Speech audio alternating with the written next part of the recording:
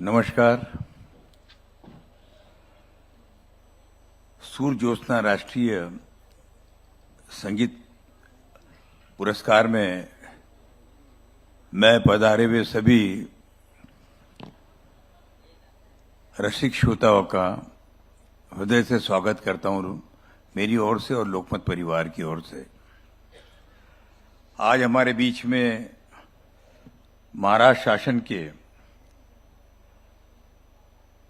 एक जानकार और संवेदनशील संस्कृति कार्य मंत्री श्री आशीष शेलार जी हैं। साथ ही में महाराष्ट्र राज्य के कौशल उद्यमिता मंत्री श्री मंगल प्रभात लोढ़ा जी हैं। यहाँ पर उपस्थित हमारे परिवार की और सामाजिक कार्यकर्ता पार्श्व गायिका श्रीमती अमृता पंडित जी और विशेष रूप से जिनको हम लोग सम्मानित करने वाले हैं वे पद्म विभूषण डॉक्टर एन राजम जी, साथ ही साथ में श्री समीर अंजान जी, इनको सब जानते हैं कि गीतों के माध्यम से इन्होंने इस समाज की बहुत सेवा की है। और यहां पर उपस्थित फिर एक बार आप सबका हृदय से मैं स्वागत करता हूं। हमारे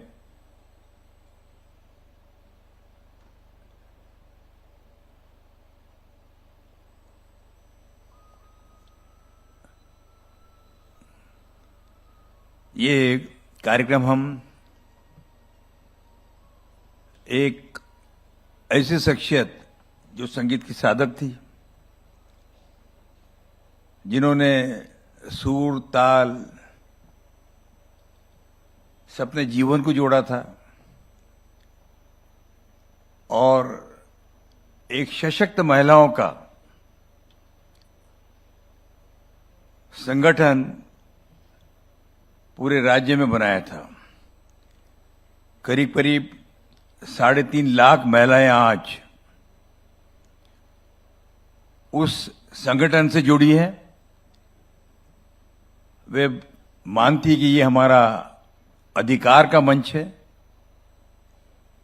और 2 लाइनें बहुत महत्वपूर्ण थी उसमें। वो एक थी, या मनातलं बोलूया। बहुत सारी महिलाएं ऐसी होती कि जो अपने मन की बात नहीं कह सकती,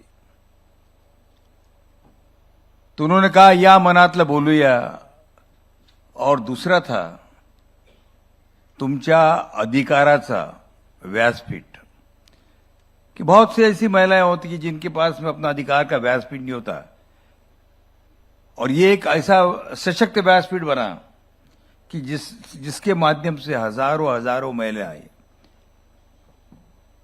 अपने डिग्निटी के साथ में रोजगार उनको उपलब्ध होते रहा।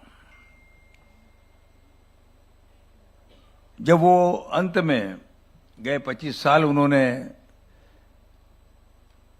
कैंसर से अपने जीवन को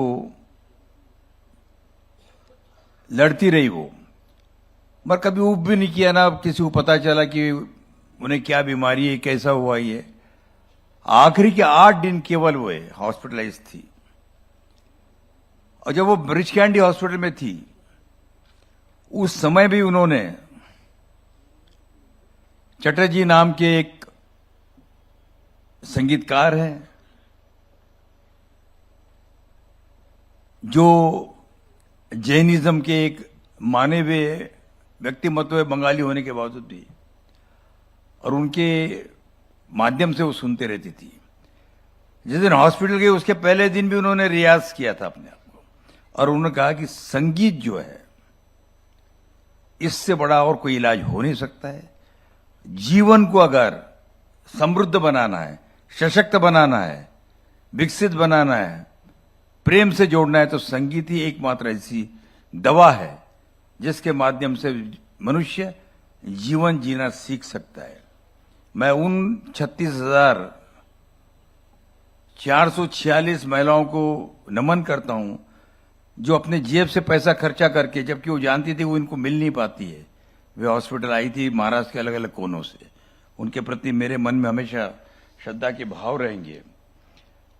और उनका एक अंतिम ये भी ध्यान था कि ये जो संगीत जो शाश्वत है और उसके अंदर भी जो क्लासिकल म्यूजिक है, शास्त्रीय संगीत है, तो नौजवानों को एक प्लेटफॉर्म उनका होना चाहिए, वो भी अधिकारों का प्लेटफॉर्म होना चाहिए। तो उसके लिए आपने कुछ करना चाहिए। तो लोकमत के सारे लोगों ने एक निर्णय लिया, उससे मेरा परिवार भी था, देवेंद्र, ऋषि, करण, मेरे भाई राजेंद्र, कि उभरती हुई जो प्रतिभाएं हैं, चाहे वो संगीत, शास्त्रीय संगीत हो, चाहे वो गीतकार हो, लेखक हो, म्यूजिक हो, इन सबको हम लोगों ने संवारना चाहिए, उनको अधिकार का प्लेटफॉर्म देना। और उसके लिए एक ज्यूरी की बहुत आवश्यकता है खोज करने के लिए। इसमें सबसे कठिन अगर कोई काम है तो वो ज्यूरी का काम है। और मैं ये नाम देने के लिए सूर्य ज्योत्सना, मैं सोनाली राठौड़ को साधुवाद देता हूं। सोनाली और रूप भाई ने आज गए 13 वर्ष इस हमारे संगीतमय प्रवास में वे नींव का पत्थर बनकर के काम कर रही है। शशि व्यास जी और उनकी पत्नी, साथ ही साथ में हमारे साथ में जो जुड़े हैं उसमें गौरी यादवड़कर है। और इस साल की जो हमारी ज्यूरी बोर्ड था उसके अंदर संगीतकार और गायक अनु मलिक थे, पार्श्व गायक हमारे शान थे, और समय समय पे अलग अलग लोगों ने इसको मेहनत करके लोगों को चुना है। और मुझे बताते हैं बहुत फक्र हो रहा है और गर्व हो रहा है कि जो आज आप इनको सबको देख रहे थे, वे आज केवल अपने अपने स्टेट में ही नहीं तो संपूर्ण देश के अंदर वो, और कुछ तो विदेशों तक उनका नाम हो गया है। एस आकाश है जो फ्लूट पर है, जो आजस आडिया जो है वो तबले पे है। तो ऐसे कई लोग हैं जिन्होंने आज 16-13 साल के अंदर करीब करीब 26 से अधिक कलाकार जो हैं उनको ये, और इस साल का जो मान जो है, उस साल का जो मान है वो मिला है जो हर साल 22 तारीख को नागपुर में कार्यक्रम होता है। और उसके अंदर नवोदित गायक ऋषिकेश करमरकर जिनको सूर्य ज्योत्सना राष्ट्रीय पुरस्कार से सम्मानित किया गया, तो नवोदित गायिका शरयू दाते, लीजेंड पुरस्कार पंडित अजय पोहनकर जी, सूर्य ज्योत्सना आइकॉन पुरस्कार प्रसिद्ध गायक शान, सूर्य ज्योत्सना विशेष पुरस्कार संगीतकार और गायक अनु मलिक को दिएगा, क्योंकि उन्होंने 36 साल के बाद में उस बॉर्डर से इस बॉर्डर तक प्रवास कर कर फिर उन्होंने, रूप भाई ने उस दिन बहुत सुंदर गाना गाया देवेंद्र पंडित जी के आग्रह पर, संदेश से आते हैं। और उन्होंने ये भी कहा रूप भाई आपको कि मैं गए लगातार 13 साल यहां पर आता हूं, इसकी तारीख आप लोग तय करते, मैं नहीं तय करता हूं। 2 कार्यक्रम ऐसे जिसकी तारीख आप लोग तय करते, एक है Lokmat Maharashtrian of the year award, जिसके अंदर हमारा ऋषि जो है इसका बढ़ चढ़ के उसके अंदर योगदान होता, हमारे मुंबई के एडिटर जो हैं अतुल कुलकर्णी, ये लोग काफी उसके अंदर काम करते हैं। तो वो, तो मैं कह रहा था देवेंद्र जी ने कहने पर उन्होंने गाना गाया था उस दिन, और हम सब लोग देखते रहे कि पूरा करीब करीब 10,000 से अधिक जो लोग थे वो झूम रहे थे इनकी आवाज के ऊपर। तो वो आवाज के जो के माध्यम से इन्होंने जो काम किया वो आज देखिए आवाज क्या होती है आखिर। मैं भी नितिन मुकेश को औरंगाबाद कार्यक्रम में देख रहा था। एक 89 ईयर ओल्ड लेडी अपने चेयर से उठी और झूमने लगी है। उसके दांत भी गिरे हुए थे, वो क्या बोल रही है समझ में नहीं आ रहा था उनको। तो सारी महिलाएं जो पीछे बैठी थी वो गाने के ऊपर झूम रही थी वो भी। बस मुझे लगता है कि ज्योत्सना का काम पूरा हो गया, क्योंकि जब जिनको तुम आप खुशी दे सकते चेहरे पे, अगर तुम किसी के चेहरे पे खुशी ला सकते हो, हंसी ला सकते हो, उससे बड़ा और क्या होता है जीवन के अंदर। मुझे लगता है कि इस साल जिन लोगों ने हमें सहयोग किया, ये हमारा जो प्रवास था ये नागपुर से शुरू हुआ 22 मार्च को। उसके बाद में वहां से यवतमाल गए हम। यवतमाल के बाद में कोल्हापुर में हुआ, बेंगलोर में हुआ, नासिक में हुआ, छत्रपति संभाजी नगर में हुआ, और वो करते हुए आज हम मुंबई पहुंचे हैं। मुंबई आने के बाद में ये कार्यक्रम दिल्ली में होगा 24 तारीख को, और उसके बाद में इसकी समापन जो है 16 मई को पुणे में होगा। हमारे साथ में जिन जिन लोगों ने इसमें सहभाग किया उसमें कैलाश खेर थे, नितिन मुकेश हैं, राहुल देशपांडे और प्रियंका यहाँ पर भी आपके समक्ष आने वाले हैं, कुणाल गांजावाला है, शान है, लकी अली पूना में रहेंगे, और इन सारे प्रख्यात गायकों ने अपनी प्रस्तुति देकर फिर एक बार उन्होंने इस मंच को समृद्ध बनाया है। जाते जाते मैं एक ही बात कहना चाहूंगी कि आज के हमारे जो अतिथि है श्री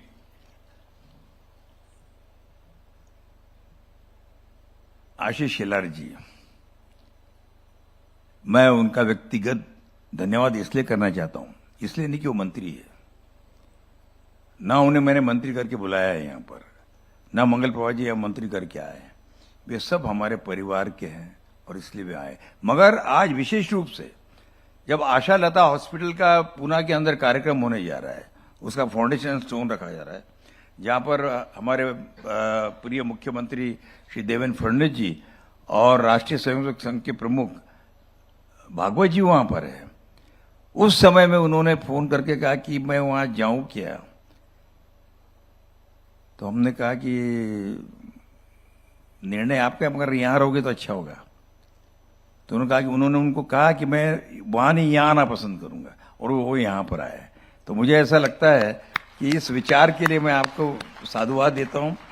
फिर एक बार जो हमारी आज की सम्मान मूर्ति है एन राजम जी, उनकी उम्र केवल 88 साल की, 88। 7 पीढ़ी से उनके परिवार में ये चला आ रहा है, और जिन्होंने कर्नाटकी म्यूजिक को हिंदुस्तानी म्यूजिक में लाया हुआ है, उनका वायलिन आज सारे विश्व के अंदर गूंज रहा है। आज उनके बारे में क्या हम लोग कहें, यानी उनकी एक उपलब्धि, बाकी तो सब लोग जानते हैं उनके बारे में। पर उम्र के 80 साल में उन्होंने कहा कि मुझे संस्कृत सीखना है, यानी जीवन ये निरंतर शिक्षा करते रहता। आर्य संस्कृत बोलती है, संस्कृत में जीती है, उनकी इच्छा थी वो। वैसे हमारे बीच के अंदर समीर अंजान है। अंजान साहब को कौन नहीं जानता है, एक प्रसिद्ध गायक, क्षमा करिए, एक प्रसिद्ध गीतकार अंजान साहब के होनहार बेटे हैं, जिन्होंने अपने 12,000 से भी अधिक नज़मों से इस इंडस्ट्री की सेवा की है, बॉलीवुड की। उन्होंने लोगों के दिल में खुशी आई है। देखिए लिरिक्स जो है ना दिन ब दिन खत्म होते जा रहा है। उसमें अंजान साहब ने सरल सोपे शब्दों के अंदर लिरिक्स लिखे हैं, और यहां तक कि उन्हें गिनीज बुक ऑफ वर्ल्ड में उनके नाम से एक उनको अवार्ड दिया गया है, जो केवल वो उन्हीं के रहेगा। उसका नाम है Bollywood most prestigious, Bollywood most profiled song return, ये उनको दिया गया हुआ है वहां पर। तो मैं उनके लिए भी उनको, और उसी साथ साथ में अमिताभ बच्चन साहब ने अब इतने कम उम्र में, जब वो करीब 2007 में उनके जीवनी के ऊपर अमिताभ बच्चन साहब ने उसको रिलीज किया था। ऐसे महान व्यक्ति को हमें मौका है। हमारे बीच में दूसरे हैंडसम हमारे मंत्री आशीष अपना प्रताप नाइक जी आए हैं, वैसा भी इनका भी और हमारा पुराना विदर्भ का संबंध है, और एक डायनामिक व्यक्तिमत्व है वो भी। उन्होंने भी जीरो से अपने जीवन को शुरू करके हीरो बने हैं वो, तो मैं उनका भी हृदय से स्वागत करता हूं। आइए आप सब लोग मिलकर इस कार्यक्रम को आगे बढ़ाते हैं। धन्यवाद। जय हिंद, जय महाराष्ट्र।